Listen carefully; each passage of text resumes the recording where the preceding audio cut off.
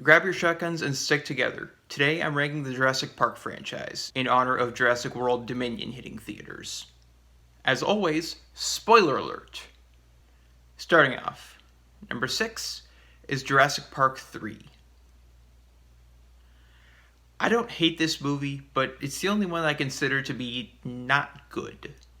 I do like that there's no conspiracy or anything like that, and it's just a bunch of people on an island trying to survive dinosaurs. But because of that, it's mostly just a retread of the first two movies. It does benefit from having a shorter runtime than The Lost World. The return of Sam Neill is definitely a plus. But it's let down by uneven pacing, a whole bunch of character stupidity, and CGI that makes Hulk and Abomination in The Incredible Hulk look real by comparison. The dinosaur special effects in this movie are arguably the worst in the franchise. The acting is decent overall. Some of the action is pretty cool. The whole scene with the Spinosaurus in the river was pretty cool.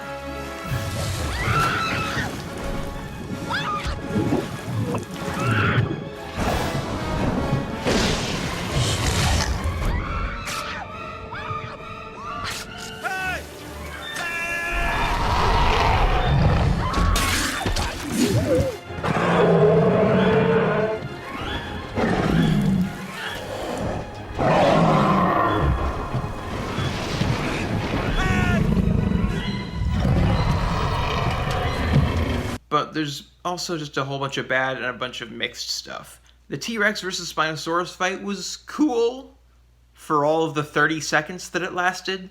And also, I'm pretty sure in real life the Spinosaurus would have gotten its ass kicked. Just saying. And there's the whole bit with the Kirbys getting back together, and it just doesn't work. It doesn't feel natural. All of their little re-bonding scenes just feel very generic and forced, and it doesn't work. And realistically, the kid's been on the island for, what did they say, 8 weeks? Yeah, no, there's no way in hell. Statistically speaking, there's no way in hell he's still alive. My score is 2.5 out of 5. Number 5 is Jurassic World. This one is more of a mixed bag, but I still consider it to be a good movie. On the one hand, Zara's death by Flying Dino and ultimately by Mosasaurus kind of comes off as mean-spirited. Because, she was kind of a negligent babysitter, but that doesn't mean she deserves that kind of, torturous death. It just seems like overkill. Why couldn't they have found a character and set them up to be a hate sink and then let them suffer the horrendous death? Kill Vincent D'Onofrio halfway into the movie. Oh, wait, then part of the plot couldn't have happened. Whatever. Anyway, most of the characters are one or two-dimensional, but the leads at least get some development. Chris Pratt, Bryce Dallas Howard are both great. Vincent D'Onofrio is pretty good, and Jake Johnson arguably steals the show. He's pretty damn hilarious. The Indominus Rex is pretty cool, and the final battle with it and Rexy and Blue is honestly pretty awesome.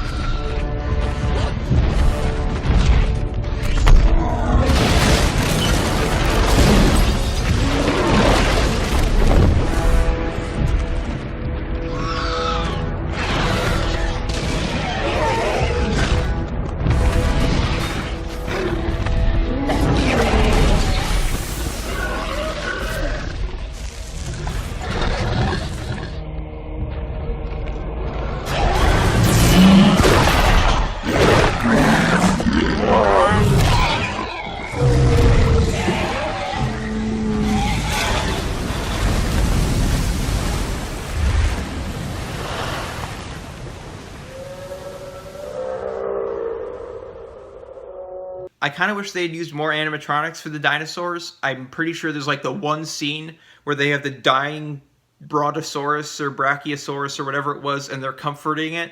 And that was the only time they used it. The rest of it was all CGI. And the CGI looks really good. I just wish they had used more practical stuff mixed in there. But anyway, everything they did with the park itself, I love. The kids riding around on the baby dinos is just adorable. The fact that you can go under the water level and watch the mosasaur feed is pretty awesome.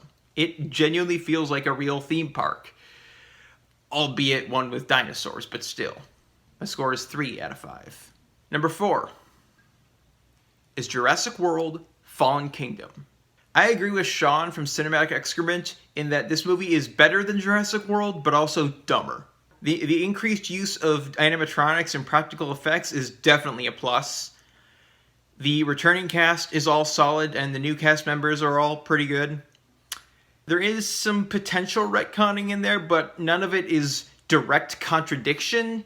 It's all just, it's not like full-on retcon, it's just like adding information that wasn't true before, instead of replacing existing information. I hope that makes sense. The Indoraptor is pretty cool. The Indominus Rex was better, but it's still pretty cool. I do like the idea of having it set up to be able to follow the laser pointer. That was pretty cool. The final battle between it and Blue is pretty damn good.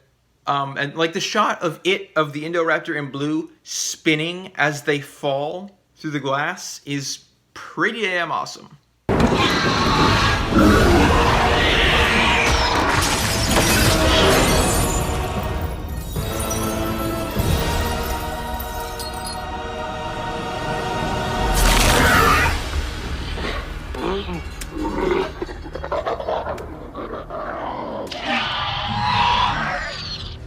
Once again, the characters don't get a lot of development, but the leads at least get some. There are also plenty of idiot ball moments, like when Maisie lets out all the dinosaurs because they're alive, like me. Jesus Christ, kid. Like, seriously, that's my main problem with all 3 Jurassic World movies, is that they all feel like they needed one more draft of the script before they went into production. Yeah, the direction in this movie is very good. J.A. Bayona did a great job. When they're in the gyrosphere and they go off the cliff and it falls, that was awesome. The water, I don't think it was actually a water. I'm guessing it was just stitched together in editing. But it, like the fake water from inside the gyrosphere underwater was awesome. So yeah, directing and cinematography are on point. And when they're leaving the island as the volcano is consuming everything, and you see the Brontosaurus poking its head up, it's like, oh, that's kind of heartbreaking. I have to do it. I can't. The skin is too thick. I have to use both my hands to put pressure on the vein. You gotta do it. I can't reach. You're gonna have to climb up there. Oh, I'm not. No, I'm not gonna climb up there. You'll be okay. It's like riding a bull. Riding a bull? I didn't grow up in a rodeo or wherever you came from. She's asleep now. I can't say that. She's gonna be asleep a minute from now. So get up. Oh my gosh, she stinks. Jeez. Gently, gently.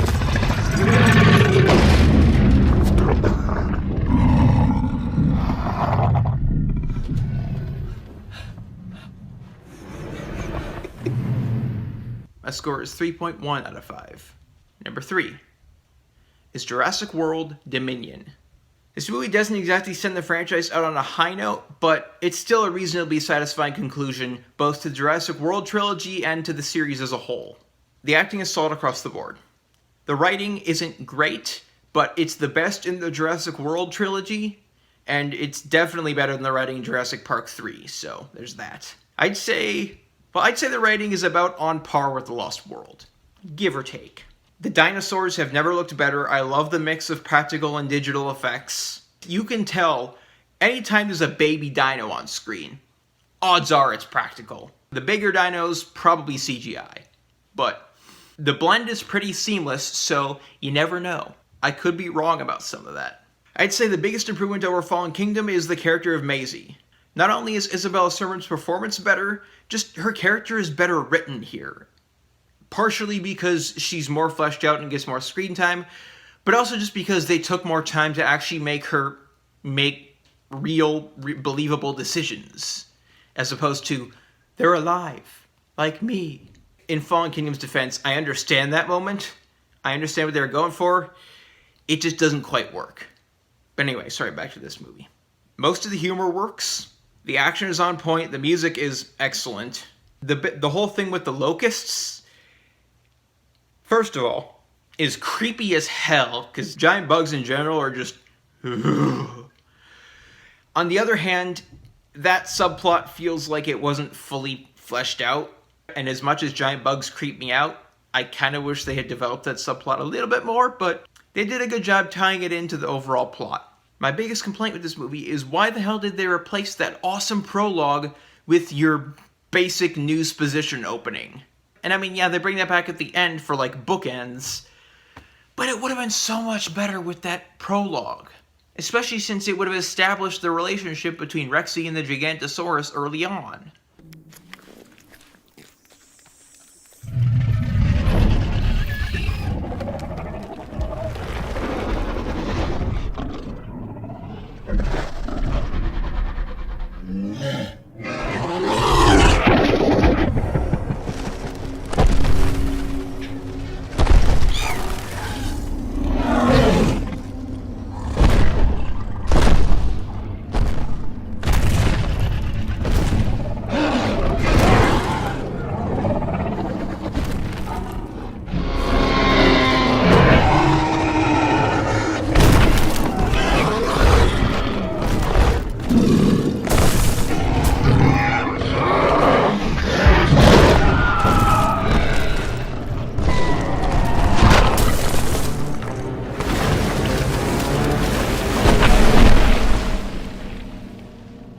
But, whatever. I don't hate the opening, it's just, it's nothing new.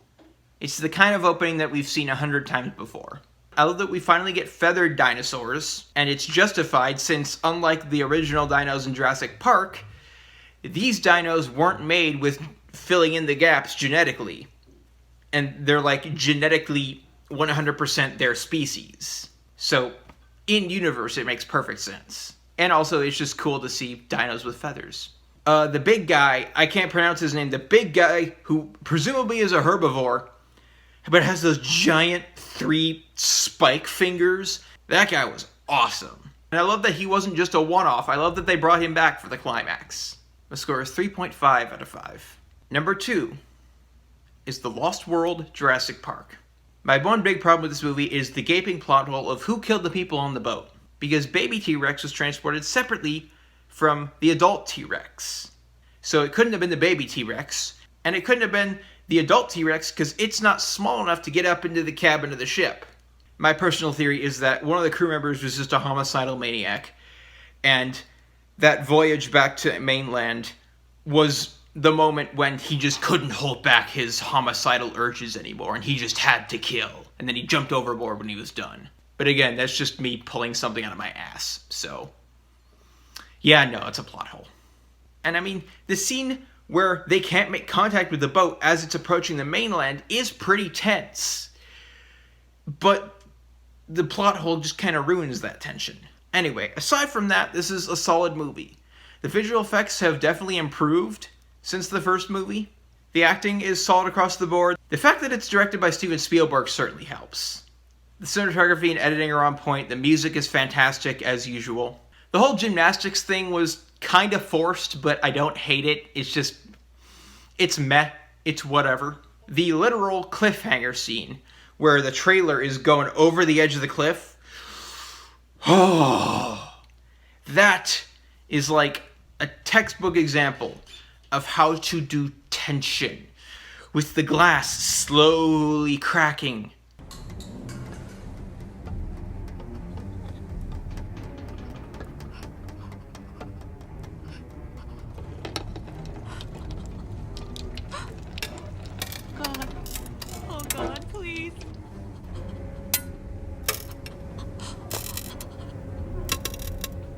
Don't move! I'm coming down for you. Here I come. Stay still. Here I come, Sarah.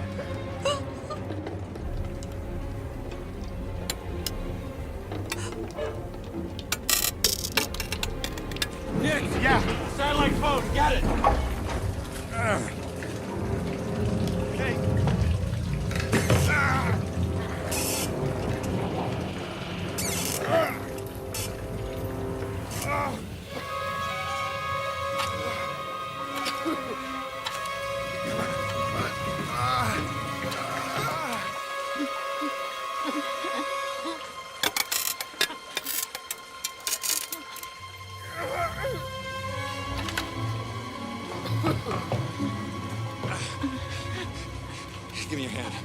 hand, honey. Sarah. Give me your hand. Hands up!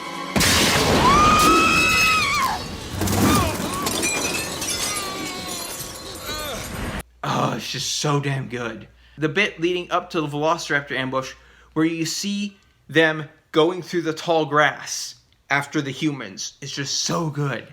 My score is 3.6 out of 5. Finally, as you probably expected, my number 1 is the original Jurassic Park. The CGI in this movie doesn't hold up quite as well as the CGI from, say, Terminator 2, but that's not saying much. It's like a negligible difference in quality, and the CGI still holds up really damn well.